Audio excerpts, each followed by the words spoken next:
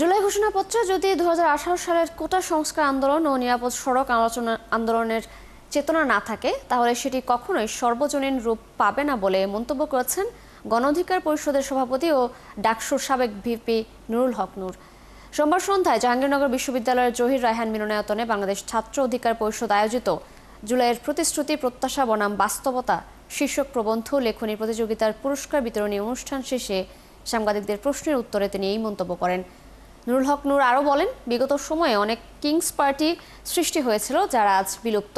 গণ অধিকার পরিষদ চায় না আন্দোলনের মধ্য দিয়ে গড়ে ওঠা নেতৃত্ব বা পুরনো সহযোদ্ধারা সেই একই পথে হেঁটে একদিন বিলীন হয়ে যাক।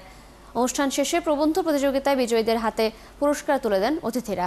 পাশাপাশি জুলাই গণঅভ্যুত্থানে নিহত দুই পরিবারের সদস্যদের হাতে সম্মাননা স্মারক তুলে দেওয়া হয়।